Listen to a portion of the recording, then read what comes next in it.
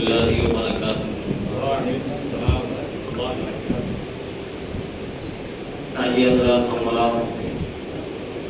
انتہائی عقیدت و محبت کے ساتھ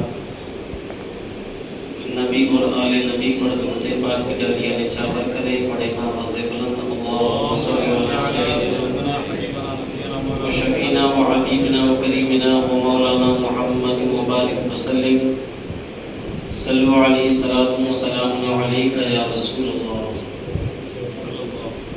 الحمدللہ الحمدللہ الذی وکفى وسلام علی عباده الذین اصطفى، اما بعد فاعوذ باللہ من الشیطان الرجیم، بسم اللہ الرحمن الرحیم۔ الا ان اولیاء اللہ لا خوف علیہم ولا هم يحزنون الذین آمنوا وكانوا يتقون، صدق اللہ مولانا العظیم وبلغنا رسوله النبی الامین المتین المبین الموعظ الکریم، ونحن على ذلك لمن الشاهدین والشاکرین والحمد للہ رب العالمین۔ غوث اعظم بمن بے سر و ساما مدد، قبلہ دی مدد، کعبہ امام مدد، بگرداب بلا افتاد کشتی، مدد کنیا معین الدین چشتی، قادریم نعرہ غوث اعظم می زنم، دمد شیخ احمد رضا خان قطب عالم می زنم۔ تیری سرکار میں لاتا ہے رضا اس کو شفیع، جو میرا غوث ہے اور لاڈلا بیٹا تیرا۔ اعلیٰ حضرت عظیم البرکت، کنز الکرامت، جبل الاستقامت، غواص بحر معرفت، الشاہ امام احمد رضا خان، سنیت کی جان، علم کی چٹان، جنہوں نے ہمیں اور آپ کو دیا کنز الایمان۔ آپ فرماتے ہیں واہ کیا مرتبہ اے غوث ہے بالا تیرا، واہ کیا مرتبہ اے غوث ہے بالا تیرا، اونچے اونچوں کے سروں سے قدم اعلیٰ تیرا، سر بھلا کیا کوئی جانے کہ ہے کیسا تیرا۔ یا غوث اعظم، سر بھلا کیا کوئی جانے کہ ہے کیسا تیرا، اولیاء ملتے ہیں آنکھیں وہ ہے تلوہ تیرا، تجھ سے در، در سے سگ اور سگ سے ہے مجھ کو نسبت، میری گردن میں بھی ہے دور کا ڈورا تیرا، اور اس نشانی کے جو سگ ہیں نہیں مارے جاتے، حشر تک میرے گلے میں رہے پٹا تیرا، اور میری قسمت کی قسم کھائیں سگانے بغداد، میری قسمت کی قسم کھائیں سگانے بغداد، ہند میں رہ کے بھی دیتا رہوں پہرا تیرا۔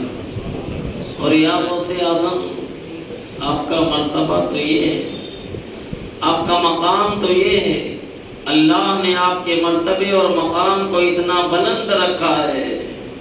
اعلیٰ حضرت فرماتے ہیں سارے اقطاب جہاں کرتے ہیں کعبے کا طواف، سارے اقطاب جہاں کرتے ہیں کعبے کا طواف۔ آج دیکھو پوری دنیا سے لوگ خانہ کعبہ کا طواف کرنے کے لیے جاتے ہیں، کوئی عمرہ کرنے کے لیے جاتا ہے، اللہ جن کے مقدر میں لکھتا ہے وہ حج کرنے کے لیے جاتے ہیں، تو عمرہ کرنے والے بھی خانہ کعبہ کا طواف کرتے ہیں،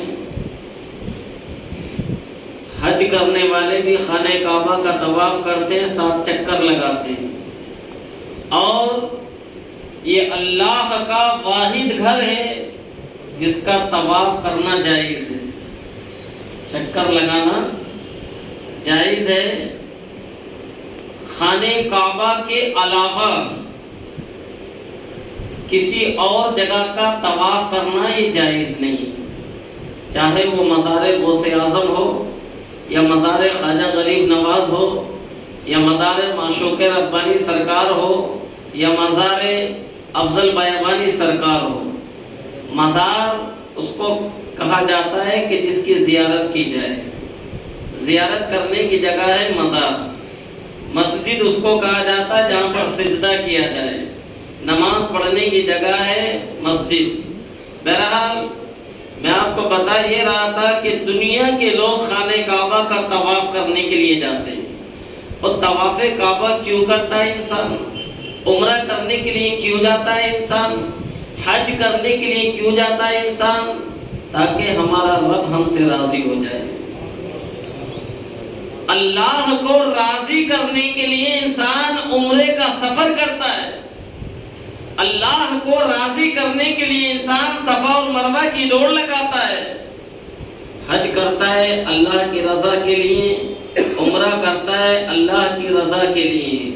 اور جو کام اللہ کی رضا کے لیے کیا جاتا ہے وہی اللہ کی بارگاہ میں مقبول ہوتا ہے، اور جو کام دکھاوے کے لیے کیا جاتا ہے وہ اللہ کی بارگاہ میں مقبول نہیں ہوتا، بلکہ وہ مردود قرار دے دیا جاتا ہے، اس کے منہ پہ مار دیا جاتا ہے۔ تو ساری دنیا کعبے کا طواف کرنے کے چکر میں لگی ہوئی ہے کہ ہمارا رب ہم سے راضی ہو جائے، لیکن اعلیٰ حضرت فرماتے ہیں سارے اقطاب جہاں کرتے ہیں کعبے کا طواف، اور کعبہ کرتا ہے طواف در بالا تیرا۔ سبحان اللہ، کعبہ کرتا ہے طواف در بالا تیرا۔ یہ حضور غوث اعظم رضی اللہ تعالیٰ عنہ کی شان ہے، اور آپ کا مرتبہ اور آپ کا مقام ہے۔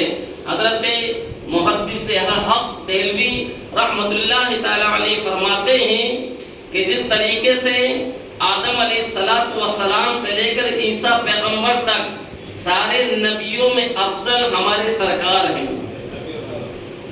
ہمارے اور آپ کے پیغمبر سارے نبیوں کے سردار، سارے نبیوں کے امام، سارے نبیوں سے افضل، سارے نبیوں سے اعلیٰ، تو جو مثال انبیاء میں محمد رسول اللہ کی ہے وہی مثال اولیاء میں غوث اعظم کی ہے۔ سبحان اللہ، وہی مثال اولیاء میں غوث اعظم کی ہے۔ آج ہم اور آپ حضور غوث اعظم رضی اللہ تعالیٰ عنہ کی 11ویں شریف میں شرکت کیے ہیں، حضور غوث اعظم رضی اللہ تعالیٰ عنہ کی محبت میں یہاں پر آئے ہیں، لیکن آپ کا یہ آنا بیکار نہیں ہوگا۔ مجلسیں بہت ہوتی ہیں، محفلیں بہت ہوتی ہیں، وہ دنیا داروں کی محفل ہوتی ہے جو دنیا ہی تک محدود رہتی ہیں۔ یہ بغداد کے شہنشاہ، بغداد کے دولہ غوث اعظم کی محفل ہے، اور غوث اعظم کا فرمان ہے کہ میرا چاہنے والا مجھے جہاں پکارتا ہے عبد القادر وہاں پر حاضر ہو جاتا ہے، عبد القادر وہاں پر حاضر ہو جاتا ہے۔ اور حضور غوث اعظم رضی اللہ تعالیٰ عنہ نے فرمایا کہ میں قادر کا بندہ ہوں، عبد القادر، سبحان اللہ، میں قادر کا بندہ ہوں، اور اللہ نے مجھے یہ قدرت دی ہے کہ جس طریقے سے میں اپنی ہتھیلی کو دیکھتا ہوں ویسے ساری کائنات کو دیکھ لیتا ہوں۔ اور اتنا ہی نہیں، حضور غوث اعظم نے فرمایا کہ ہتھیلی کے اوپر رائی کا دانہ رکھ دیا جائے، رائی کا دانہ رکھ دیا جائے، تو جس طرح رائی کے دانے کو دیکھ لیتا ہے الٹا پلٹا کر دیکھ لیتا ہے، حضور غوث اعظم فرماتے ہیں میں ساری کائنات کو ایسے دیکھ لیتا ہوں۔ سبحان اللہ، یہ حضور غوث اعظم رضی اللہ تعالیٰ عنہ کی شان ہے۔ آپ ورنگل کی دھرتی پر، آج ورنگل کی دھرتی پر تشریف فرمائیں، لیکن یاد رکھیے حضور غوث اعظم رضی اللہ تعالیٰ عنہ کی نگاہوں سے پوشیدہ نہیں ہے۔ حضور غوث اعظم رضی اللہ تعالیٰ عنہ سب جانتے ہیں کہ حضور غوث اعظم رضی اللہ تعالیٰ عنہ کے چاہنے والے ان کو کہاں پر پکار رہے ہیں، کہاں یاد کر رہے ہیں۔ یہ شان ہے حضور غوث اعظم رضی اللہ تعالیٰ عنہ کی۔ اور حضور غوث اعظم نے فرمایا مریدی لا تخف اللہ ربی، اے میرے مرید تجھے خوف کرنے کی ضرورت نہیں ہے، اس لیے کہ عبد القادر کا رب اللہ ہے، عبد القادر کا رب اللہ ہے۔ تو حضرات حضور غوث اعظم رضی اللہ تعالیٰ عنہ کی کرامتیں آپ نے بہت سنی ہوں گی، اس لیے کہ یہ اللہ کے وہ ولی ہیں کہ پوری دنیا حضور غوث اعظم رضی اللہ تعالیٰ عنہ کی ولایت کو مانتی ہے. پوری دنیا کوئی حضور غوث اعظم رضی اللہ تعالیٰ عنہ کے ولی ہونے کا انکار نہیں کرتا. وہ شان ہے حضور غوث اعظم رضی اللہ تعالیٰ عنہ کی. اور حضور غوث اعظم رضی اللہ تعالیٰ عنہ جو ولی ہیں یہ مادر ذات ولی ہیں. ایسا نہیں ہے کہ تقوی اور پرہیزگاری اور عبادت کی بنیاد پر اللہ نے ان کو ولایت عطا فرمائی ہو. غوث اعظم جب دنیا میں تشریف نہیں لائے تھے، ماں کے شکم میں تھے، قسم خدا کی جب بھی وہ ولی تھے. اللہ نے ان کو ولایت عطا فرما دی تھی. اللہ نے ان کو ولایت کے درجے عطا فرما دیے تھے. ٹائم اتنا نہیں ہے کہ میں بہت ساری باتیں آپ کے سامنے رکھوں، لیکن انشاءاللہ مختصر سے وقت میں حضور غوث اعظم رضی اللہ تعالیٰ عنہ کی شان میں، اس لیے کہ آج جشن غوث الورا ہے. جشن غوث الورا ہے. یہ مت کہنا کہ مولوی صاحب آئے غوث اعظم کے بارے میں بیان کرے لیکن نماز کے بارے میں بیان نہیں کرے، روزے کے بارے میں بیان نہیں کرے، حج کے بارے میں بیان نہیں کرے. آج یہاں پر جو موضوع ہے وہ جشن غوث الورا حضور غوث اعظم رضی اللہ تعالیٰ عنہ کی 11ویں شریف کا ہے. تو انشاءاللہ تعالی میں 11ویں شریف کے تعلق سے ہی بیان کروں گا.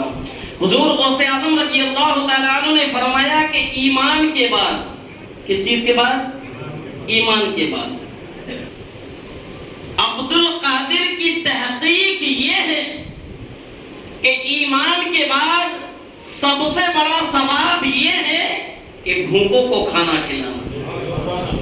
بھوکوں کو کھانا کھلانا. غوث اعظم نے یہ نہیں فرمایا کہ امام صاحب کو کھانا کھلانا یا مؤذن صاحب کو کھانا کھلانا یا سید الفاظ صاحب کو، صدر صاحب کو کھانا کھلانا.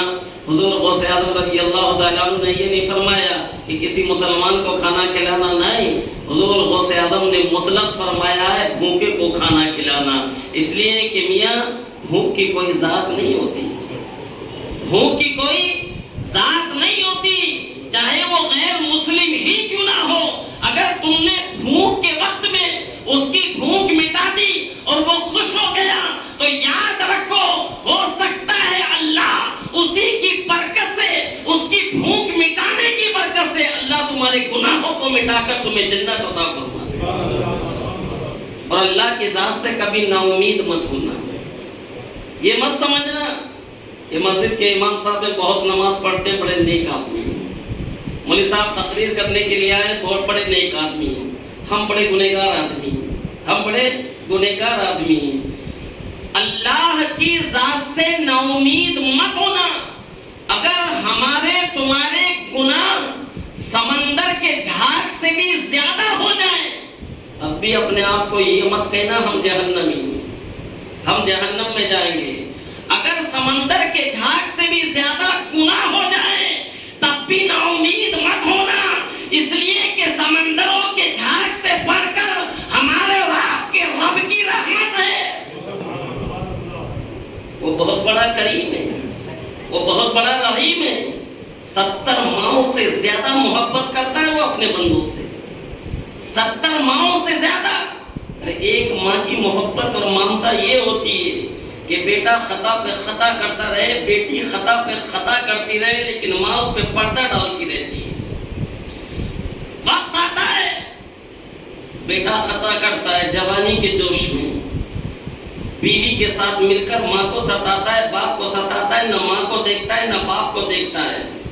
لیکن خدا نہ خواستہ کوئی ایسا وقت آ جائے کہ بیوی چھوڑ کے چلی جائے، ایکسیڈنٹ ہو جائے، بعد میں ہوگا کیا، یہ کرے گا کیا، کمائے گا کیا، کھلائے گا کیا. بستر پہ پڑ جائے تو ساری دنیا اس کو چھوڑ دے گی. لیکن ماں باپ ایسی ذات ہے کہ مرے دم تک اپنے کاندھوں پر بٹھا کر اس کو ادھر ادھر لیتے جاتے رہیں گے، لیکن اپنی اولاد سے کبھی منہ نہیں پھیریں گے. ماں باپ کو اولاد چاہے کتنی بھی ستائے، لیکن ماں وہ ہوتی ہے جو اولاد کو اپنے سینے سے لگا ہی لیتی ہے. باپ وہ ہوتا ہے جو اولاد کو اپنے سینے سے لگا لیتا ہے. ماں کا معاملہ یہ ہوتا ہے کہ آنکھوں میں آنسو آ جاتے ہیں، لیکن باپ کا معاملہ یہ ہوتا ہے کہ وہ آنکھوں سے تو نہیں مگر دل سے روتا ہے، دل سے روتا ہے. جہاں ماں کی خدمت ہے وہاں باپ کی بھی خدمت ہے۔ بہرحال میں یہ بتا رہا تھا کہ اللہ فرماتا ہے کہ میں اپنے بندوں سے 70 ماؤں سے زیادہ محبت کرنے والا ہوں۔ تو اللہ تو بہت بڑا کریم ہے، بہت بڑا کریم ہے۔ حشر کا میدان ہوگا، بڑے بڑے جبے والے جہنم کی طرف جا رہے ہوں گے، بڑے بڑے داڑھی والے جہنم کی طرف جا رہے ہوں گے، بڑے بڑے نماز پڑھنے والے جہنم کی طرف جا رہے ہوں گے، اور بڑے بڑے گنہگار جنت کی طرف جا رہے ہوں گے۔ اس لیے کہ میرے اور آپ کے پیغمبر جناب محمد رسول اللہ صلی اللہ تعالی علیہ وسلم نے ارشاد فرمایا، اے میرے امتیوں سنو، حشر کے میدان میں جب جنتی جنت کی طرف اور جہنمی جہنم کی طرف ہوں گے، جب ندا ہوگی گنہگاروں کے لیے، ان نیکوکاروں کے لیے، تو میں میرے رب کی بارگاہ میں عرض کروں گا، مولا جو نیک ہیں وہ تیرے، اور جتنے گنہگار ہیں وہ سب میرے۔ اور معاملہ پھر یہ ہوگا کہ نبی کریم صلی اللہ علیہ وسلم گنہگاروں کو اپنے دامن میں چھپا لیں گے، گنہگاروں کو اپنے دامن میں چھپا لیں گے۔ اللہ فرشتوں کو حکم دے گا، وہ گنہگار کہاں ہیں، پکڑو انہیں جہنم میں ڈال دو، پکڑو۔ لیکن میرے اور آپ کے پیغمبر ہم جیسے گنہگاروں کو اپنے دامن میں چھپا لیں گے، اور معاملہ یہ ہوگا کہ فرشتے ڈھونڈتے رہ جائیں گے۔ اعلیٰ حضرت کی زبانی سنیے، اعلیٰ حضرت فرماتے ہیں، کیا دبے جس پہ حمایت کا ہو پنجہ تیرا، شیر کو خطرے میں لاتا نہیں کتا تیرا۔ اور اعلیٰ حضرت رضی اللہ تعالیٰ عنہ ارشاد فرماتے ہیں، حشر کے میدان میں جب گنہگار دامن میں چھپ جائیں گے تو اعلیٰ حضرت فرماتے ہیں، ڈھونڈا ہی کرے صدر قیامت کے سپاہی، ڈھونڈا ہی کرے صدر قیامت کے سپاہی، وہ کس کو ملے جو تیرے دامن میں چھپا ہو، وہ کس کو ملے جو تیرے دامن میں چھپا ہو۔ ہم اور آپ تو بڑے خوش نصیب ہیں کہ اللہ نے اپنے محبوب کی امت میں ہمیں پیدا کیا ہے، اور نبیوں نے خواہش کی تھی مولا تو ہمیں نبی نہ بناتا، آخری نبی کی امت میں پیدا فرما دیتا، آخری نبی کی امت میں پیدا فرما دیتا۔ ہم اور آپ تو بڑے خوش نصیب ہیں کہ اللہ نے ہمیں اور آپ کو اپنے محبوب صلی اللہ تعالیٰ علیہ وسلم کی امت میں پیدا فرمایا۔ تو بہرحال انسان کو کبھی احساس کمتری کا احساس نہیں ہونا چاہیے، انسان کو کبھی احساس کمتری میں گرفتار نہیں ہونا چاہیے، اس لیے کہ ہم نے سنا ہے امام رازی رحمۃ اللہ تعالی علیہ کے بارے میں اور بڑے بڑے ائمہ کے بارے میں ہم نے سنا ہے کہ انہوں نے ایک مچھر کی مدد کی تو اللہ نے اس کی برکت سے انہیں جنت عطا فرما دی۔ ایک کتے کی پیاس اگر بجھائے تو اللہ نے کتے کی مدد کی برکت سے ان کو جنت عطا فرما دی۔ ایک اللہ کے ولی ہیں، انہوں نے اپنے قلم کو اٹھایا اور لکھنا چاہتے تھے، دیکھے کہ قلم پہ اڑتی ہوئی ایک مکھی آ کر بیٹھ گئی، انہوں نے اپنے قلم کو وہیں پر روک دیا کہ مکھی پیاسی ہوگی۔ مکھی نے جو روشنائی تھی وہ پی اور پینے کے بعد اڑ گئی۔ اس کے بعد انہوں نے لکھنا شروع کر دیا۔ مریدوں نے دیکھا کہ حضرت کے وصال کے بعد حضرت جنت میں ہیں، پوچھا حضرت آپ کی دینی خدمت ایسی تھی اللہ نے جس کی وجہ سے آپ کو جنت عطا فرما دی، تو آپ نے فرمایا سنو، یہ دین کی خدمت کی وجہ سے اللہ نے مجھے جنت عطا نہیں فرمائی، بلکہ میں نے ایک پیاسی مکھی کی پیاس بجھائی تھی، اللہ نے اس کی برکت سے مجھے جنت عطا فرمائی، اللہ نے اس کی برکت سے مجھے جنت عطا فرمائی ہے۔ آج 11ویں شریف کا ماحول ہے، لنگر غوثیہ کا انتظام ہے، اپنے بھی کھائیں گے بیگانے بھی کھائیں گے، غوث اعظم کے نام پہ آئیں گے، غوث اعظم کے نام پہ کھائیں گے، تو یاد رکھنا یہ کھلانا بیکار نہیں جائے گا، یہ کھلانا بیکار نہیں جائے گا، بلکہ یہ کھلانا دنیا میں بھی کام آئے گا اور قبر میں بھی کام آئے گا اور میدان حشر میں بھی کام آئے گا۔ حضور غوث اعظم رضی اللہ تعالیٰ عنہ ابھی پیدا نہیں ہوئے، آپ جانتے ہیں کہ حضور غوث اعظم رضی اللہ تعالیٰ عنہ کا جو زمانہ ہے وہ نبی کریم صلی اللہ علیہ وسلم کے پردہ فرمانے کے بعد 400 سال کے بعد حضور غوث اعظم رضی اللہ تعالیٰ عنہ دنیا میں تشریف لائے۔ دنیا میں تشریف لائے. آپ بعض لوگ اعتراض کرتے ہیں کہ تم 11ویں شریف مناتے ہو. کیا صحابہ نے کبھی 11ویں منائی کیا؟ کیا تابعین نے 11ویں منائی کیا؟ تو بھائی جب حضور غوث اعظم رضی اللہ تعالیٰ عنہ جب صحابہ کے زمانے میں تھے ہی نہیں تو 11ویں کہاں سے آ گئی؟ 11ویں تو حضور غوث اعظم رضی اللہ تعالیٰ عنہ کے تشریف لانے کے بعد سے اسٹارٹ ہوئی. 11ویں منانا جو شروع ہوا وہ حضور غوث اعظم رضی اللہ تعالیٰ عنہ نے کیا. اور 11ویں شریف جب ہم مناتے ہیں یہ ایصال ثواب ہے, اور ایصال ثواب یہ قرآن سے ثابت ہے. بعض لوگ کہتے ہیں کہ ہم 11ویں کا نہیں کھاتے. ہم نے کہا بھائی اگر نہیں کھاتے تو اس میں برائی کیا ہے؟ اس لیے کہ اللہ کے رسول نے فرمایا جس کھانے پر بسم اللہ پڑھی جائے, قرآن پڑھا جائے, شیطان نہیں کھاتا ہے. سمجھے نہیں؟ یہ تو اللہ کے نیک بندوں کے لیے وہ کھانا کہ جس پہ قرآن پڑھا جائے, وہ کھانا جس پہ بسم اللہ شریف پڑھی جائے. بہرحال تو بڑی سعادت کی بات ہے اور بڑی خوشی کی بات ہے کہ آپ لوگ حضور غوث اعظم رضی اللہ تعالیٰ عنہ کے نام پہ 11ویں شریف کا اہتمام کیے ہیں اور لنگر غوثیہ کا انتظام کیے ہیں. حضور غوث اعظم رضی اللہ تعالیٰ عنہ ابھی پیدا نہیں ہوئے.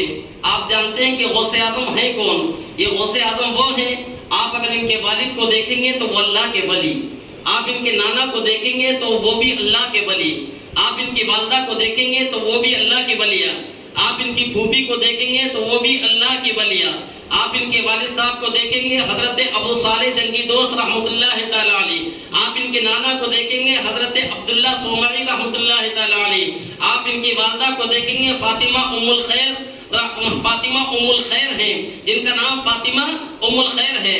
آؤ میں آپ کو بتاتا ہوں چلو ان کے والد صاحب کا معاملہ کیا ہے اور ان کی والدہ کا معاملہ کیا ہے. حضور غوث اعظم رضی اللہ تعالیٰ عنہ کے جو والد محترم ہیں ان کو حضرت ابو صالح جنگی دوست رحمۃ اللہ تعالیٰ علیہ کیوں کہتے تھے؟ جنگی دوست کیوں کہا جاتا تھا؟ اس لیے اس زمانے میں جو جنگیں ہوتی تھی اسلام اور کفر کے درمیان, تو جو جنگ لڑنے کے لیے آتے تھے, جو مسلمان جنگ لڑنے کے لیے آتے تھے اسلام کی خاطر, یہ ان کی ہیلپ کیا کرتے تھے, مدد کیا کرتے تھے. ان کے تقوی اور پرہیزگاری کا عالم یہ تھا کہ ایک دن بھوکے رہتے تھے اور دوسرے دن روزہ رکھتے تھے. کبھی پیدر پہ روزہ رہتا تھا, یعنی دن بھر روزہ رہتا تھا اور رات میں افطار کرتے تھے. کبھی افطار ہوتی تھی کبھی نہیں ہوتی تھی. ایک دن کا معاملہ یہ ہے کہ ایک دریا کے قریب گئے, وہاں سے انہوں نے ایک سیب اٹھایا, بھوک شدت کی لگ رہی تھی, دریا میں سے ایک سیب اٹھا کر اپنے منہ میں ڈال لیا, یعنی کھا لیا.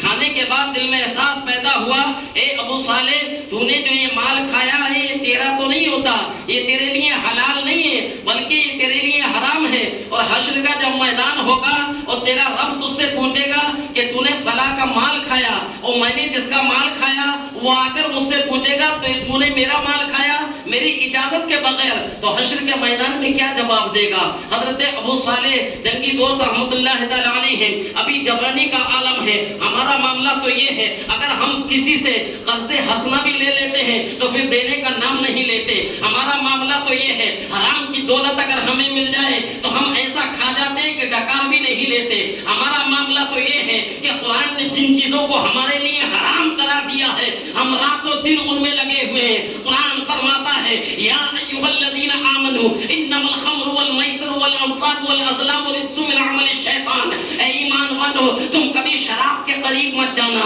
شراب کو اپنے ہاتھوں میں مت لینا, شراب کو اپنے ہونٹوں سے مت لگانا, شراب کو اپنے حلق سے نیچے مت اتارنا, اس لیے کہ ایمان والے یہ تیری زبان وہ ہے جس سے تو قرآن پڑھتا ہے, جس سے سورہ فاتحہ پڑھتا ہے, جس سے اللہ کا نام لیتا ہے. اللہ کے رسول صلی اللہ علیہ وسلم نے ارشاد فرمایا اے لوگوں سنو کبھی شراب کے قریب مت جانا, اس لیے کہ اگر تم دنیا میں شراب سے توبہ کر لو گے تو اللہ تمہیں جنت میں ایسی شراب عطا فرمائے گا جس کو دنیا شراب طہورا کے نام سے جانتی اور پہچانتی ہے. اللہ کے رسول فرماتے ہیں جو دنیا میں شراب پیتا ہے اور شراب پینے کے بعد اگر وہ مر جائے اور مرنے کے بعد اس کی قبر کو بند کر دیا جائے, اور قبر کو بند کرنے کے بعد حدیث مصطفیٰ ہے میرے نبی فرماتے ہیں اگر یقین نہیں آتا تو اس کی قبر کو کھود کر دیکھ لینا, کھول کر دیکھ لینا. تم نے چہرہ قبلے کی طرف کیا تھا لیکن قبر میں اللہ شرابی کے چہرے کو قبلے سے ہٹا دیتا ہے. اس لیے غوث اعظم کا جو چاہنے والا ہوگا، مرید ہوگا، وہ کبھی شراب نہیں پیے گا، شراب کو ہاتھ نہیں لگائے گا۔ یہ حرام ہے شراب پینا، یہ حرام ہے شراب پینا۔ جیسے کہ اور چیزیں مثال کے طور پہ فلاں جانور ہیں، جانوروں کا پیشاب پینا ہمارے لیے حرام ہے، جانوروں کا خون ہمارے لیے حرام ہے، انسان کا پیشاب ہمارے لیے حرام ہے۔ تو جس طریقے سے ایک جانور ہے جس کو ہم اور آپ سور کے نام سے جانتے اور پہچانتے ہیں، مسلمان کے لیے وہ حرام ہے۔ کوئی مسلمان ایسا ہے اس کا گوشت کھا سکے؟ نہیں، اس کا گوشت نہیں کھا سکتا۔ تو جس طریقے سے وہ جانور ہمارے لیے حرام ہے، اسی طریقے سے اللہ نے شراب ہمارے لیے حرام کر رکھی ہے، حرام قرار دے رکھی ہے۔ اے لوگوں، تم یہ سوچتے ہو شراب پی کے ہماری ٹینشنیں ختم ہو جائیں گی، شراب پی کے ہمیں سکون مل جائے گا، شراب پی کے ہمیں چین مل جائے گا۔ ارے سکون شراب پینے میں نہیں ہے۔ اللہ فرماتا ہے اللہ بذکر اللہ تطمئن القلوب، اگر تم سکون چاہتے ہو تو اللہ کا ذکر کرو، اللہ کے ذکر میں لگ جاؤ۔ ان محفلوں سے فائدہ کیا ہے؟ ان 11ویوں سے فائدہ کیا ہے؟ یہ جو 11ویں ہم کرتے ہیں، خالی 11ویں ہو گئی، پیسہ خرچ کر دیے 11ویں ہو گئی۔ غوث اعظم کی کرامتیں ہم نے سن لی، لیکن کبھی غوث اعظم کے بارے میں نہیں سنا۔ غوث اعظم ایسے ہی غوث اعظم نہیں بن گئے۔ ارے یہ غوث اعظم وہ ہیں کہ جنہوں نے عشاء کے وضو سے فجر کی نماز کنٹینیو 40 سال تک ادا کیے۔ عشاء کے وضو سے فجر کی نماز 40 سال تک، 40 سال تک غوث اعظم کبھی سوئے نہیں۔ 40 سال تک غوث اعظم کا رات میں کبھی وضو نہیں ٹوٹا۔ ایسی عبادت پہ عبادت، عبادت پہ عبادت، اور جب عبادت پہ عبادت ہونے لگی تو رب فرماتا ہے عبد القادر اب آرام بھی کر لے۔ معاملہ پھر یہ ہو جاتا ہے جب محبوبیت کا درجہ مل جاتا ہے تو اللہ فرماتا ہے عبد القادر بھوکا ہے کھا لے، عبد القادر کچھ بھی لے۔ یہاں تک کہ غوث اعظم جب نہیں کھاتے تھے تو اللہ فرماتا تھا عبد القادر تجھے میری قسم کھا لے۔ اعلیٰ حضرت اس کی ترجمانی کرتے فرماتے ہیں قسمیں دے دے کے کھلاتا ہے پلاتا ہے تجھے پیارا اللہ تیرا چاہنے والا تیرا، پیارا اللہ تیرا چاہنے والا تیرا۔ میں یہ بتا رہا تھا کہ غوث اعظم کے والد نے ایک سیب کھایا تھا تو دل کے اندر خوف پیدا ہو گیا تھا۔ دیکھو آج ہم اگر نماز نہ پڑھ رہے ہیں، نماز پڑھنی چاہیے، نماز فرض ہے، اس لیے کہ اللہ کے رسول نے فرمایا ایک ٹائم کی نماز جان بوجھ کر اگر چھوڑی تو جہنم کے دروازے پہ اس کا نام لکھ دیا جاتا ہے، نام لکھ دیا جاتا ہے۔ یہ مت سوچنا کہ غوث اعظم ہمیں بخشوا لیں گے، خواجہ غریب نواز ہمیں جنت میں لے کر چلے جائیں گے۔ ارے وہی غوث اعظم ہیں جن کا یہ قول ہے، منبر پہ کھڑے ہو کر غوث اعظم نے فرمایا کہ بے نمازی کو ہمارے قبرستان میں نہ دفنایا جائے، بے نمازی کو ہمارے قبرستان میں نہ دفنایا جائے۔ تو ان باتوں سے ہمیں کیا درس مل رہا ہے؟ ہمیں نماز پڑھنی چاہیے، ہمیں نماز پڑھنی چاہیے، اس لیے کہ اللہ کے رسول فرماتے الصلاۃ عماد الدین، نماز دین کا ستون ہے۔ فمن اقامها فقد اقام الدین، جس نے نماز کو قائم کیا اس نے دین کو قائم کیا۔ ومن ترکها فقد هدم الدین، اور جس نے نماز کو چھوڑ دیا اس نے دین کو چھوڑ دیا، اس نے دین کو ڈھا دیا۔ یہ حدیث مصطفیٰ ہے۔ تو میرے مسلمان بھائیوں، نماز روزہ حج و زکوٰۃ کی اللہ کی عبادت ہے، لیکن دنیا میں اگر تم نے کسی کا حق مارا ہے، بھائی کا حق مارا ہے، بہن کا حق مارا ہے، باپ کا حق مارا ہے، ماں کا حق مارا ہے، دوست کا حق مارا ہے، بستی والے مسلمان کا حق مارا ہے، تو یہ مت سمجھنا کہ یہ دنیا ہے، یہ دنیا کی کورٹ کچہری میں جائیں گے، پیسہ کھلا دیں گے، حلال کو حرام کر دیں گے، حرام کو حلال حرام کر لیں گے، پیسے کی بنیاد پر ظالم کو مظلوم بنا دیں گے اور مظلوم کو ظالم بنا دیں گے۔ یہ دنیا ہے، یہ دنیا میں دنیا کے حکمران تمہارے ہوں گے، لیکن یاد رکھو ان حاکموں کا بھی ایک حاکم ہے جس کو دنیا اللہ کے نام سے جانتی اور پہچانتی ہے۔ جب حشر کے میدان میں جاؤ گے، جب حشر کے میدان میں آؤ گے تو معاملہ یہ ہوگا کہ جس کو تم نے حرام کھلایا تھا وہ تمہارے قریب نہیں آئے گا، تمہاری ماں تمہارے قریب نہیں ہوگی، تمہارا باپ تمہارے قریب نہیں ہوگا، تمہاری بیوی تمہارے قریب نہیں ہوگی، تمہارے بچے تمہارے قریب نہیں ہوں گے۔ یوم یفر المرء من اخیہ وامہ وابیہ وصاحبتہ وبنیہ، یہ جتنے ہوں گے سارے کے سارے فرار ہو جائیں گے، اس لیے کہ تم نے جو دنیا میں کیا ہوگا میدان حشر میں تمہیں اس کا بدلہ ملے گا۔ اگر نیکی کا انبار لے کر گئے ہو، نیکیاں لے کر گئے ہو تو جنت کے فرشتے تمہارا استقبال کریں گے، اور گناہوں کا انبار اگر اپنے سر پر لاد کر لے کر گئے ہو تو یاد رکھو اللہ کی اس وعید کو اللہ فرماتا ہے وَمَا خَلَقْتُ الْجِنَّ وَالْإِنسَ إِلَّا لِيَعْبُدُونَ، ہم نے جن اور انسانوں کو اپنی عبادت کے لیے پیدا کیا ہے، اگر عبادت سے غافل ہو گیا تو ہم نے اس کے لیے جہنم کو تیار رکھا ہے۔ یہ قرآن کا فیصلہ ہے۔ اگر دنیا میں ہم کسی کا حق مار رہے ہیں تو یہ سوچنا حشر کے میدان میں وہ حق مانگنے والا ہمارے پاس آئے گا، آئے گا۔ اگر دنیا کے اندر تم نے کسی کے 7 پیسے مارے، کتنے پیسے؟ 7 پیسے، حدیث مصطفیٰ میں ہے کہ اس کے عوض میں وہ 700 نمازیں دینی پڑیں گی کہ جو اللہ کی بارگاہ میں مقبول ہو گئی ہوں گی۔ اس لیے ان چیزوں کا خیال رکھا جائے۔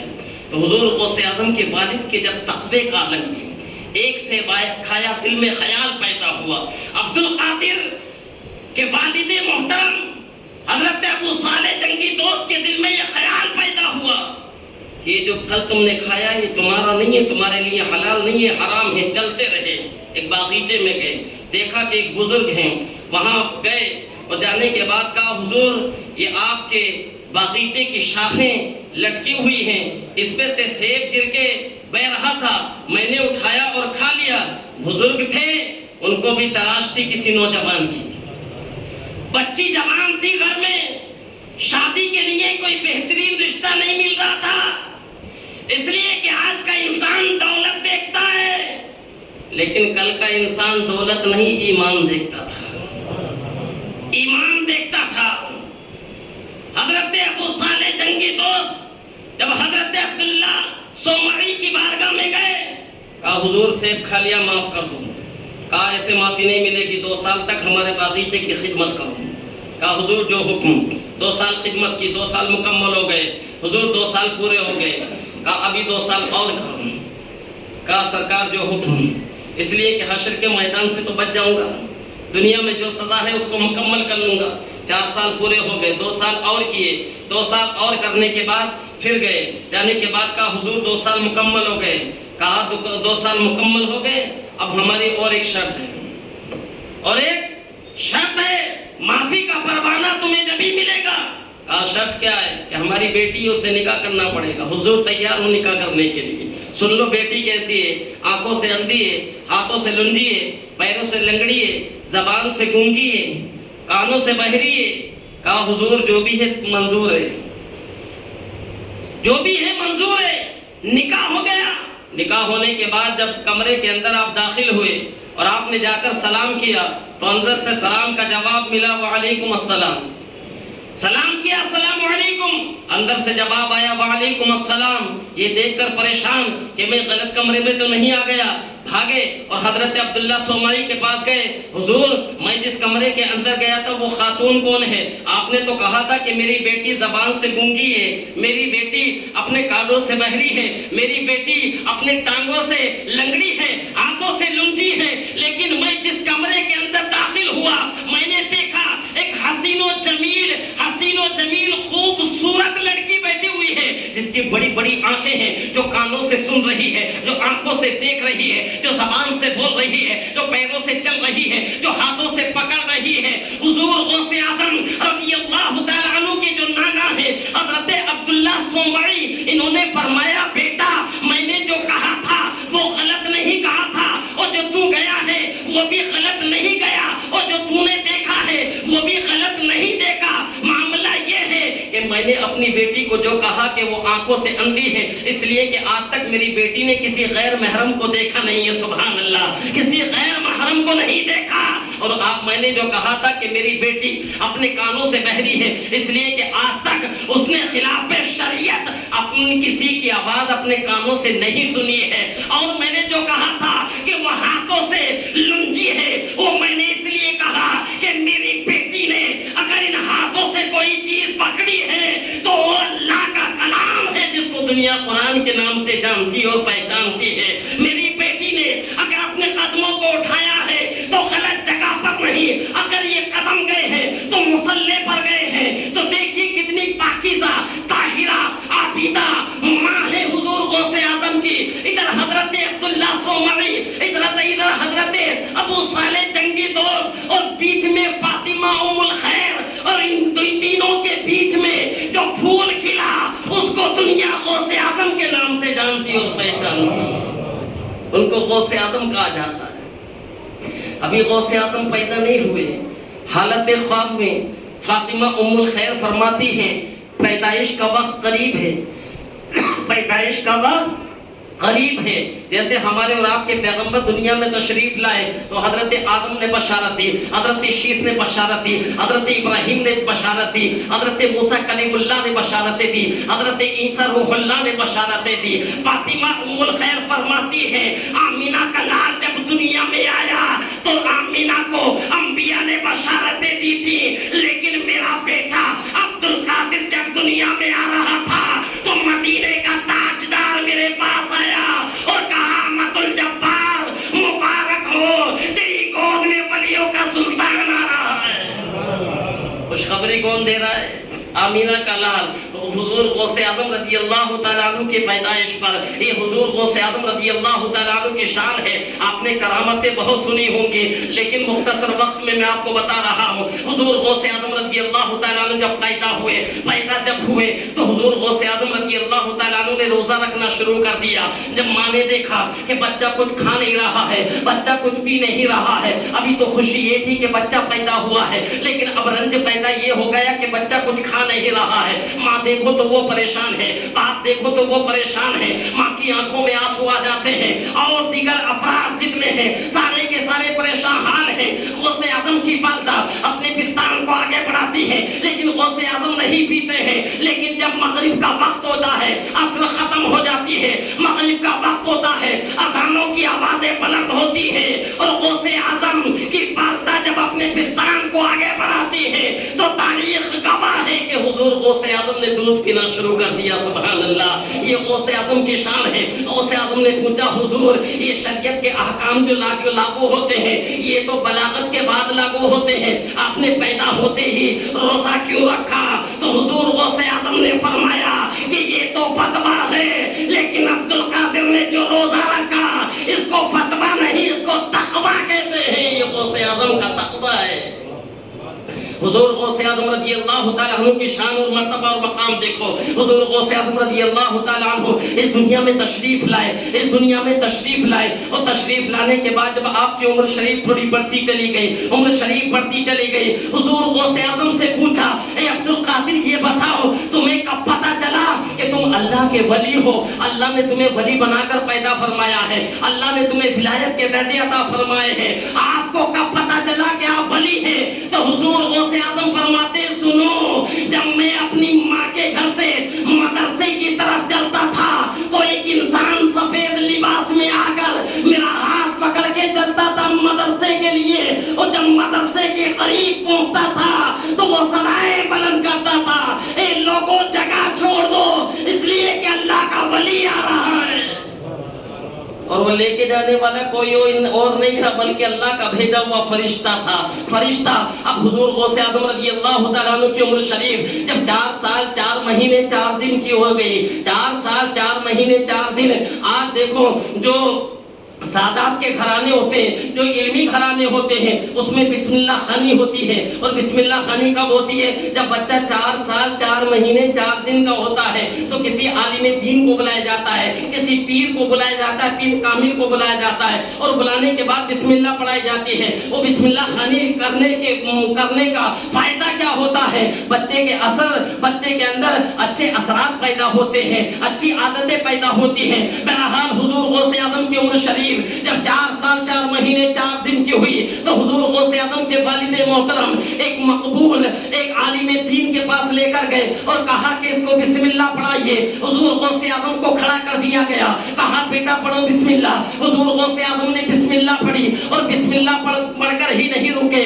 بلکہ الحمد پڑھنا شروع کر دی. اب الحمد بھی ہو گئی, الحمد کے بعد الف لام میم ہو گیا, الف لام میم کے بعد پورا پارا مکمل ہو گیا. یہ پارا دیکھ کر نہیں پڑھا جا رہا بلکہ بغیر دیکھے پڑھا جا رہا ہے. ایک پارا مکمل ہو گیا, دوسرا پارا مکمل ہو گیا, تیسرا پارا مکمل ہو گیا, چوتھا پانچواں چھٹا ساتواں آٹھواں نواں 10واں پارا بھی مکمل ہو گیا. پڑھتے پڑھتے 11 12 13 14 15 پارے مکمل ہو گئے. جب 16 اور 17 تک کا معاملہ آیا تو حضور غوث اعظم نے 16 اور 17واں بھی پارا پڑھ دیا. یہاں تک کہ تاریخ گواہ ہے ابھی تک کسی استاد کے پاس نہیں گئے تھے, لیکن بسم اللہ خانی کے لیے جب گئے تھے تو میرے غوث عبد القادر نے 18 پاروں کی بغیر دیکھے تلاوت کی تھی. سبحان اللہ, اس کو عبد القادر کہتے ہیں. استاد نے کہا بیٹا عبد القادر تو پڑھنے آیا ہے یا پڑھانے کے لیے آیا ہے؟ پڑھنے آیا ہے یا پڑھانے کے لیے آیا ہے؟ تو عبد القادر حضور غوث اعظم نے فرمایا استاد میں پڑھانے نہیں میں پڑھنے کے لیے آیا ہوں. استاد نے کہا بیٹا یہ تو بتا تو نے 18 پارے حفظ کر لی. اگر بچہ مدرسے میں پڑھنے کے لیے جائے تو 3-4 سال کا ٹائم لگ جاتا ہے, سال لگ جاتا ہے, 2 سال لگ جاتے ہیں, 6 مہینہ لگتا ہے, مہینہ لگتا ہے, لیکن تو نے منٹوں سیکنڈوں کے اندر 18 پاروں کی کھڑے ہو کر تلاوت کر دی. اور تلاوت بھی ایسی الحمد سے شروع کرے 18 پاروں تک ایک بھی غلطی نہیں, ایک بھی غلطی نہیں. پوچھا عبد القادر یہ پارے کیسے حفظ کیے؟ تو غوث اعظم نے فرمایا سنو, میری ماں فاطمہ ام الخیر 18 پاروں کی حافظہ ہے اور میری ماں جب مجھے دودھ پلاتی تھی تو قرآن کی تلاوت کرتی تھی, گھر میں جھاڑو لگاتی تھی تو قرآن کی تلاوت کرتی تھی, جب گھر میں آرام کرنے کے لیے رات میں چلتی تھی, ساری دنیا سوتی تھی لیکن فاطمہ ام الخیر قرآن کی تلاوت کرتی تھی. ماں زمین کے اوپر قرآن کی تلاوت کرتی تھی, عبد القادر ماں کے شکم میں رہ کر قرآن کی تلاوت کو سنتے سنتے حافظ قرآن بن گیا. یہ شان ہے غوث اعظم کی, یہ مرتبہ ہے غوث اعظم کا, یہ مقام ہے غوث اعظم کا. حضور غوث اعظم رضی ٹائم ہی ختم کر دوں ہے, 11ویں کا معاملہ ہے, کھانے کا بھی معاملہ ہے. اگر الحمدللہ یہ جو باتیں میں آپ کو بتا رہا ہوں نا یہ کھانے سے بھی قیمتی ہے, کھانے سے بھی قیمتی ہے. آج غوث اعظم کی محبت میں تھوڑے لیٹ بھی ہو جائے نا تو غم مت کرنا, اس لیے کہ ہمارے اور آپ کے پیغمبر نے تو ہماری خاطر 3 دن تک پتھر باندھے, 3 دن تک پتھر باندھے. حضور غوث اعظم رضی اللہ تعالیٰ عنہ کی عمر شریف ابھی چھوٹی ہے, گھر سے باہر گئے, آنے میں تھوڑی تاخیر ہوئی. ماں نے کہا بیٹا عبد القادر آج تم نے ہمیں تکلیف دی ہے, ہمیں ستایا ہے, بیٹا ہم کب سے تمہارا انتظار کر رہے تھے, بیٹا دل چاہتا ہے کہ ہم تمہیں اس کی سزا دیں. تو غوث اعظم ماں کی گود میں آ جاتے ہیں اور بچوں کی عادت ہوتی ہے ماں کی آغوش میں آ کے کچھ نہ کچھ چھیڑخانی کرتے ہیں ماں کے ساتھ, بہلاتے ہیں پھسلاتے ہیں تاکہ ماں مان جائے. تو حضور غوث اعظم نے ماں سے کہا امی جان آج کے لیے معاف کر دو, اور ایسے ہی معاف نہیں, ماں ہم نے جو تمہارے اوپر احسان کیا نا اس احسان کے بدلے ہمیں معاف کر دو. ماں نے کہا بیٹا بھی تو چھوٹا ہے, ہزاروں احسان میرے تیرے اوپر ہیں, لیکن تو نے میرے اوپر کون سا ایسا احسان کر دیا؟ تو حضور غوث اعظم فرماتے ہیں امی جان یاد کرو جب تم حمل کی حالت سے تھی, گھر کے اندر انگور کی بیل تھی, تمہارا دل چاہا تھا کہ انگور کا خوشہ توڑوں, تم نے ہاتھ اوپر کیا تھا لیکن توڑا نہیں. ماں کو یاد آ گیا ہاں بیٹا دل چاہا تھا کہ کچھ کھٹی چیز کھاؤں, انگور کا خوشہ توڑوں, لیکن میں نے جیسے ہی ہاتھ آگے بڑھایا میرے پیٹ میں درد ہونا شروع ہو گیا تھا. کہا امی جان تم نے جو ہاتھ اوپر کو اٹھایا تھا تمہاری نگاہوں نے نہیں دیکھا تھا, جب تم نے ہاتھ اوپر اٹھایا تو میں نے تمہارے پیٹ میں کروٹیں لینا شروع کر دیا تھا. جو تکلیف ہوئی تھی، جو پیٹ میں درد ہوا تھا، وہ عبد القادر کی وجہ سے ہوا تھا، اس لیے کہ جس خوشے پر تم ہاتھ لگا رہی تھی اس کے پیچھے زہریلا بچھو بیٹھا ہوا تھا، اگر ہاتھ آگے لے کے جاتی تو وہ ڈنک مار دیتا، تمہارے شریر کے اندر زہر دوڑنے لگتا تھا، لہذا عبد القادر کی نگاہ اس کو دیکھ رہی تھی۔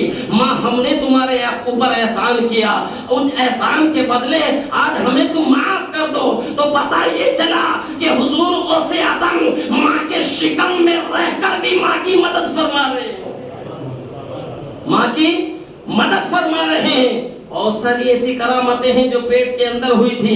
حضور غوث اعظم رضی اللہ تعالیٰ عنہ ابھی دنیا میں تشریف نہیں لائے، آپ کا گھرانہ تھا، آپ کا سادات کا گھرانہ تھا۔ بہرحال آپ کے گھر کے قریب سے ایک راہگیر گزرا اور گزرنے کے بعد اس نے سلام کیا، السلام علیکم، اور سلام کر کے گزر گیا۔ پھر جب دوبارہ واپس آیا تو 2 سال کے بعد آیا۔ کب؟ 2 سال کے بعد، جب غوث اعظم کی عمر شریف 2 سال کی ہو گئی تھی، جب وہ ادھر سے واپس آیا تب اس نے سلام کیا، السلام علیکم۔ تب غوث اعظم اپنے دروازے پر تھے، آپ نے سلام کا جواب دیا، وعلیکم السلام وعلیکم السلام۔ وہ راہگیر وہیں پر رک گیا اور رکنے کے بعد کہنے لگا، بیٹا یہ تو بتاؤ، ہم نے سلام 1 مرتبہ کیا لیکن تم نے سلام کا جواب 2 مرتبہ کیوں دیا؟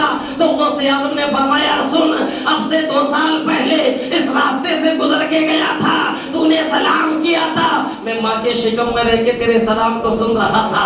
عبد القادر نے چاہا تھا کہ ماں کے شکم دے تیرے سلام کا جواب دوں، لیکن ماں کو تکلیف ہوگی اس لیے سلام کا جواب نہیں دیا تھا، اس لیے اس دن کے سلام کا جواب اور آج کے سلام کا جواب ساتھ ساتھ دے رہا ہوں۔ سبحان اللہ، یہ غوث اعظم کی کرامت ہے، یہ غوث اعظم کی شان ہے، یہ غوث اعظم کا مرتبہ ہے، یہ غوث اعظم کا مقام ہے۔ حضور غوث اعظم رضی اللہ تعالیٰ عنہ کی عمر شریف بڑھتی چلی گئی۔ حضور غوث اعظم کو ہم ہی غوث اعظم نہیں مانتے ہیں، ہم ہی اللہ کا ولی نہیں مانتے ہیں۔ حضور غوث اعظم کے زمانے سے پہلے ایک حضرت جنید بغدادی رحمۃ اللہ تعالیٰ علیہ کا زمانہ تھا، جو غوث اعظم سے 200 سال پہلے پیدا ہوئے تھے، اور جنید بغدادی رحمۃ اللہ تعالیٰ علیہ کے واقعات، ان کی کرامتیں آپ نے سنی ہوں گی۔ اللہ نے جنید بغدادی کو وہ مرتبے اور وہ مقام عطا فرمائے تھے کہ سمندروں کے اوپر آپ مصلی بچھا کے نماز پڑھتے تھے، مصلی تہرتا رہتا تھا، آپ نماز پڑھتے تھے، ایک سمندر کے اس کنارے سے اس کنارے تک چلے جاتے تھے، پورے سمندر میں تہرتا تھا مصلی، لیکن جنید بغدادی کے مصلی کو نہیں ڈوبیتا تھا۔ جنید بغدادی نماز اسی طریقے سے ادا کرتے تھے۔ ایک دن آیا کہ منبر پہ کھڑے ہو گئے، تمام مریدوں کو جمع کیا، اور جمع کرنے کے بعد اپنے قدم اپنے سر کو جھکا دیا۔ مرید پریشان ہو گئے، حضور بغداد کی دھرتی پر آپ سے افضل کوئی نہیں ہے، آپ سے اعلیٰ کوئی نہیں ہے، اے جنید بغدادی آپ اپنے سر کو کیوں جھکا رہے ہیں؟ تو منبر پہ کھڑے ہو کر 200 سال پہلے جنید بغدادی نے کہا تھا، اے میرے مریدوں سنو، اب سے 200 سال کے بعد قصبہ گیلان کے اندر ایک اللہ کا بندہ پیدا ہوگا جس کو دنیا عبد القادر کے نام سے جانے اور پہچانے گی۔ وہ منبر پہ کھڑا ہوگا اور کہے گا، قدمی ھذا علی رقبتی کل ولی اللہ، میرا یہ قدم دنیا کے تمام اولیاء کی گردنوں پر ہے۔ میرے مریدو یاد رکھو، جنید بغدادی کی گردن پر بھی غوث اعظم کا قدم ہے، غوث اعظم کا قدم جنید بغدادی کی گردن پر بھی ہے۔ اس لیے تو کہتے ہیں، جو ولی قبل ہوئے بعد ہوئے یا ہوں گے، جو ولی قبل ہوئے بعد ہوئے یا ہوں گے، سب ادب رکھتے ہیں دل میں میرے آقا تیرا۔ جب غوث اعظم منبر پہ کھڑے ہوئے اور یہ اعلان کیا، قدمی ھذا علی رقبتی کل ولی اللہ، تو تاریخ گواہ ہے کہ خراسان کی وادیوں میں ایک نوجوان محو عبادت ہے، عبادت پہ عبادت کر رہا ہے، سجدے پر سجدہ کر رہا ہے، رکوع پر رکوع کر رہا ہے۔ جب یہ آواز سنی تو خراسان کی وادیوں سے اس نے پکار کر کہا، یا غوث اعظم، یا غوث اعظم، بل علی عینی و راسی، آپ کا قدم میری گردن پر ہی نہیں بلکہ میرے سر پر بھی ہے اور میری آنکھوں پر بھی ہے۔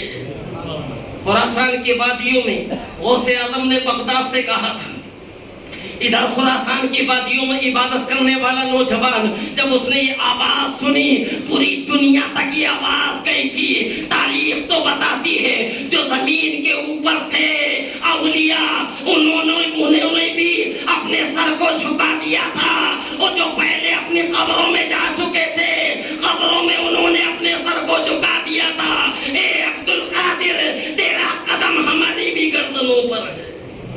تو خراسان کے وادیوں میں جو نوجوان عبادت کر رہا تھا، اس نے کہا بل علی عینی و راسی، اے غوث اعظم، آپ کا سر، آپ کا قدم میری آنکھوں پر بھی ہے اور میرے سر پر بھی ہے، میرے سر پر بھی ہے. اب یہ آواز غوث اعظم تک پہنچی. جب یہ آواز غوث اعظم تک پہنچی تو بغداد کی دھرتی سے غوث اعظم نے فرمایا یا معین الدین جعلنا کا سلطان الہند، جب تو نے ہماری غلامی کو تسلیم کر لیا تو ہم نے تجھے ہندوستان کا بادشاہ بنا دیا.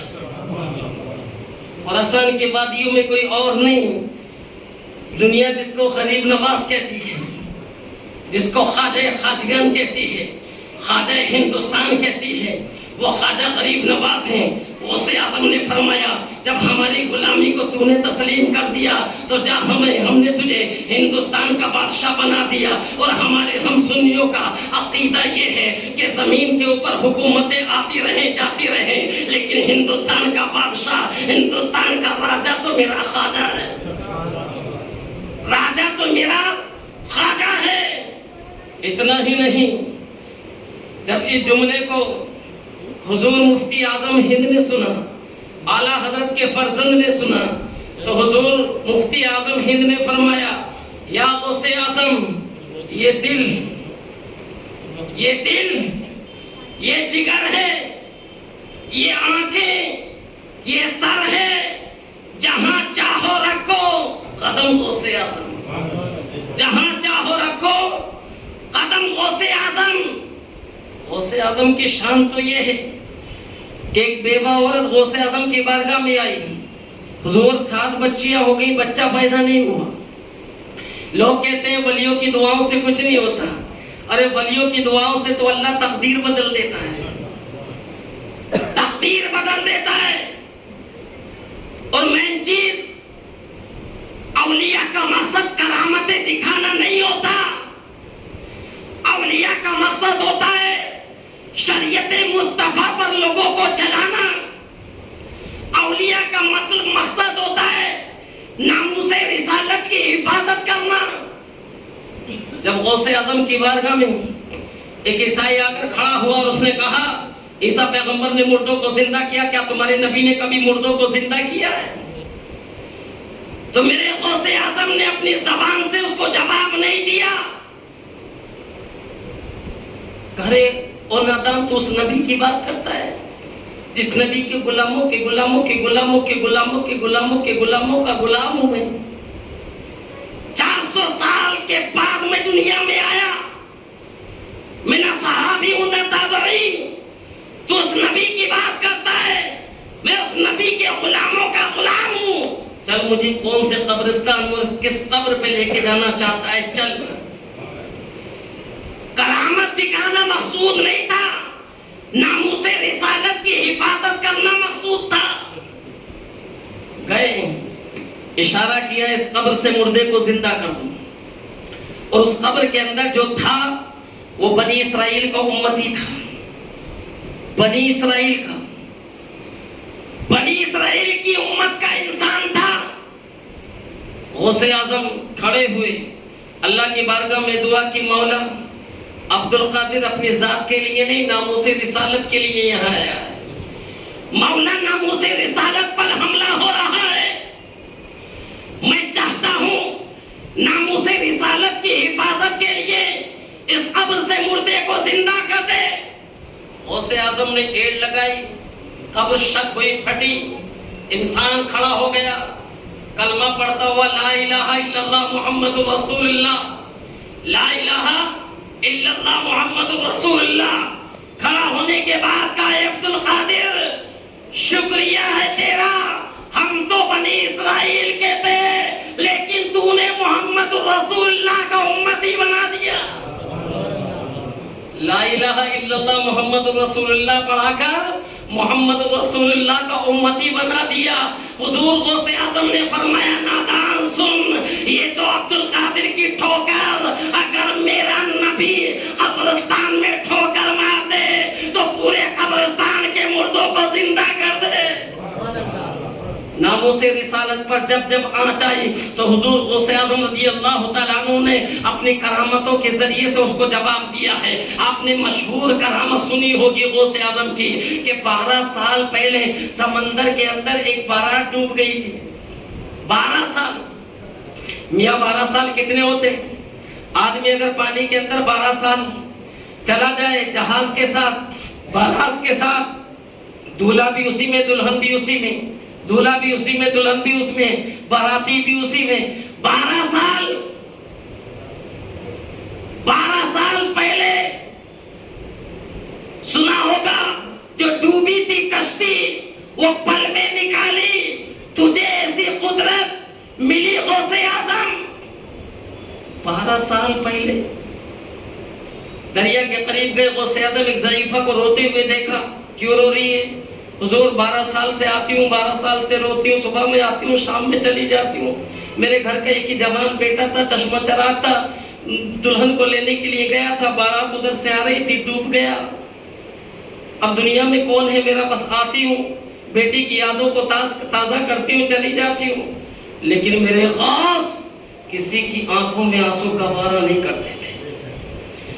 عبد القادر جیلانی نے، حضور غوث اعظم نے دریا کے کنارے کھڑے ہو کر اللہ کی بارگاہ میں دعا کی، مولا تو ایک قطرے ناپاک سے انسان کو پیدا کرنے والا ہے، ایک قطرے سے بنتا ہے انسان، اس میں ہڈی اور جان پیدا کرنے والا ہے، مولا تیرا فرمان ہے وما خلقت الجن والانس الا ليعبدون، مولا تیرا فرمان ہے وما خلقنا، اللہ فرمان، مولا تیرا فرمان ہے منہا خلقناکم وفیہا نعیدکم ومنہا نخرجکم تارۃ اخری، اے انسان ہم نے تجھے مٹی سے بنایا، مٹی میں ملا دیں گے، اور جب قیامت آئے گی تو مٹی سے اٹھائیں گے، مٹی سے ہم تجھے اٹھائیں گے۔ غوث اعظم نے دعا فرمائی، وہ ماں تو اپنے بیٹے کو طلب کر رہی تھی، لیکن جب غوث اعظم نے دعا فرمائی تو جتنی بارات تھی وہ دلہن کے ساتھ سمندر سے نکل کر کنارے پر آ گئی، اور سب نے کلمہ پڑھا لا الہ الا اللہ محمد رسول اللہ، اور غوث اعظم نے یہ کرامت جو دکھائی تھی اس لیے کہ کچھ لوگوں کا عقیدہ یہ ہے کہ تم مرتے ہو قبرستان میں دفنائے جاتے ہو، چلو تمہیں اٹھایا جائے گا، لیکن ہم مرتے ہیں ہمیں تو جلایا جاتا ہے، اور جلانے کے بعد ہماری ارتیوں کو لیا جاتا ہے اور سمندر میں بہا دیا جاتا ہے، سمندر میں بہا دیا جاتا ہے، تو تمہارا اللہ کیسے ہمیں زندہ کرے گا، کیسے ہمیں زندہ کرے گا؟ تو یہ غوث اعظم نے کر کے بتا دیا کہ دیکھو میرا رب ایسے زندہ کرے گا، میرا رب تمہیں ایسے زندہ کرے گا۔ یہ حضور غوث اعظم نے جو کرامتیں دکھائی، یہ ناموس رسالت کے لیے کرامت دکھائی، حضور غوث اعظم رضی اللہ تعالیٰ عنہ کا فرمان ہے کہ میرا چاہنے والا چاہے مشرق میں ہو اور میں مغرب میں، اگر وہ مجھے وہاں سے پکارے گا تو عبد القادر اس کی مدد کرے گا، اور میرا یقین ہے اگر گھر میں بیماری ہو، پریشانی ہو، مفلسی ہو، کام نہیں بنتے ہو، تو چاند کی ہر 11 تاریخ کو غوث اعظم کی 11ویں کرو، اللہ تمہاری غریبی کو دور کر دے گا، تمہاری مفلسی کو دور کر دے گا، غوث اعظم کا کرم ہوگا۔ اور اللہ فرماتا ہے جو دنیا میں جس سے محبت کرے گا وہ قیامت کے میدان میں اسی کے ساتھ ہوگا، حشر کے میدان میں اسی کے ساتھ ہوگا، تو جو غوث اعظم سے محبت کرے گا وہ غوث اعظم کے ساتھ۔ تو میں آپ کو بتا رہا تھا خاتون غوث اعظم کی بارگاہ میں آئی اور عرض کرنے لگی حضور 7 لڑکیاں پیدا ہو گئی، کوئی لڑکا پیدا نہیں ہوا، دعا کیجیے، آپ سے بڑی امید لگا کے آئی ہوں اور آپ سے بڑی محبت کرتی ہوں، اور میرا عقیدہ ہے کہ آپ نے اگر فرما دیا تو اللہ مجھے بیٹا عطا فرمائے گا۔ حضور غوث اعظم نے فرمایا جا اب کی بار تجھے بیٹا پیدا ہوگا۔ اتفاق سے سال گزر گیا، سال گزرنے کے بعد جب وہ امید سے ہوئی، امید سے ہونے کے بعد جب ڈلیوری کا وقت آیا تو بیٹا نہیں بلکہ بیٹی پیدا ہوئی، بیٹی پیدا ہوئی۔ جب بیٹی پیدا ہوئی تو آنکھوں میں آنسو آ گئے۔ آنسو اس لیے نہیں آئے کہ 7 بیٹیوں کے بعد بھی پھر بیٹی پیدا ہوئی، آنسو اس لیے نہیں آئے، آنسو اس لیے آئے تھے کہ غوث اعظم نے فرمایا تھا بیٹا پیدا ہو گئی، بیٹی کیسے ہو گئی؟ لوگ کہیں گے تجھے تو بڑا عقیدہ تھا عبد القادر جیلانی پر کہ بیٹا پیدا ہوگا، لیکن پھر بیٹی پیدا ہو گئی۔ خاتون اس بچے کو لے کر غوث اعظم کی بارگاہ میں گئی، بچی کے اوپر کپڑا پڑا ہوا تھا، کہا کہ حضور آپ نے دعا فرمائی تھی بیٹا پیدا ہوگا، لیکن یہ بیٹی پیدا ہو گئی۔ حضور غوث اعظم نے فرمایا قریب آؤ، اس کے دونوں ٹانگیں پکڑی۔ آپ نے دیکھا ہوگا ڈلیوری کے بعد جب بچے نہیں روتے ہیں نا تو ڈاکٹر ایسے پکڑ کے اٹھا دیتے ہیں یا انگلیاں مارتے ہیں، تو حضور غوث اعظم نے دونوں پیر پکڑ کے ہوا میں لہرا دیا۔ ہوا میں لہرانے کے بعد اس خاتون کو دے دیا، دینے کے بعد کہا خاتون دیکھ یہ بیٹی نہیں بلکہ بیٹا ہے۔ غوث اعظم کے ہاتھوں میں آئی تھی بچی، لیکن جب ماں کو ریٹرن دی کیا تو اب بیٹی نہیں وہ بیٹا، اور وہ کوئی معمولی بیٹا نہیں بلکہ سلسلہ سہروردیہ کا امام شہاب الدین رحمت اللہ تعالی علیہ ایک اللہ کے ولی بن کے چمکے تھے، اللہ کے ولی بن کے چمکے تھے۔ یہ شان ہے حضور غوث اعظم رضی اللہ تعالیٰ عنہ کی۔ بہت ساری کرامتیں ہیں، آپ نے سنا ہو گیا کہ حضور غوث اعظم نے ایک وقت میں 70 مریدوں کے گھر کھایا۔ سنا؟ جو ماننے والے ہیں وہ مانتے ہیں، جو نہیں ماننے والے وہ نہیں مانتے، وہ کہتے ہیں یہ ہمارے دماغ میں نہیں آتی، یہ ہمارے عقل میں نہیں آتی، ایسا نہیں ہو سکتا۔ ارے جو دماغ میں نہیں آئے اسی کو تو کرامت کہتے ہیں، اسی کو تو کرامت کہتے ہیں۔ اگر وہ ولیوں سے صادر ہو تو کرامت، اور نبیوں سے صادر ہو تو معجزہ۔ جو خرق عادت ہو، جو عادت کو توڑ دے، جو عادت کے خلاف ہو، اگر ولیوں سے صادر ہو تو اس کو کرامت کہا جاتا ہے۔ ایک وقت میں 70 مریدوں کے گھر غوث اعظم کیسے کھا سکتے ہیں؟ یہ غوث اعظم کو کرامت دکھانا مقصود نہیں تھا، نہ اسے رسالت کی حفاظت کرنا مقصود تھا۔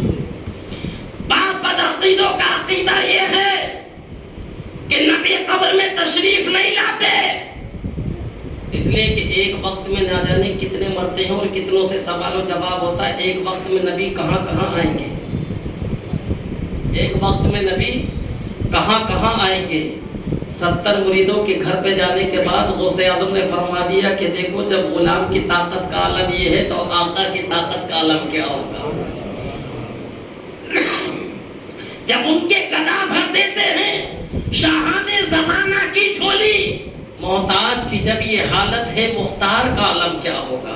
ایک مرید آیا حضور میرے گھر شام کی دعوت ہے، کہا ٹھیک ہے دعوت ہے۔ دوسرا آیا میرے گھر دعوت ہے، کہا ٹھیک ہے دعوت ہے۔ اب سب نے دعوتیں کر دی، حضور غوث اعظم 70 کے پاس گئے، اور 70 کے بعد جب دوسرا دن آیا اور صبح میں جب ایک دوسرے سے ملے تو کہنے لگے میری تو قسمت کی معراج ہو گئی، حضور غوث اعظم شام میرے گھر تشریف لائے تھے۔ دوسرا کہنے لگا نادان حضور غوث اعظم میرے گھر تشریف لائے تھے۔ تیسرا کہنے لگا میرے گھر تشریف لائے تھے، یہاں تک کہ سارے کے سارے مل کر غوث اعظم کی بارگاہ میں چلے گئے۔ غوث اعظم ایک جھاڑ کے نیچے بیٹھے ہوئے تھے۔ غوث اعظم نے فرمایا حضور یہ کہتا ہے میرے گھر آپ تشریف لائے، یہ کہتا ہے حضور میرے گھر آپ تشریف لائے۔ تو غوث اعظم نے فرمایا کہ جھاڑ کے پتوں کی طرف دیکھو، اوپر دیکھو۔ جب پتوں کی طرف دیکھا تو ہر پتے پر غوث اعظم نظر آ رہے، ہر پتے پر غوث اعظم۔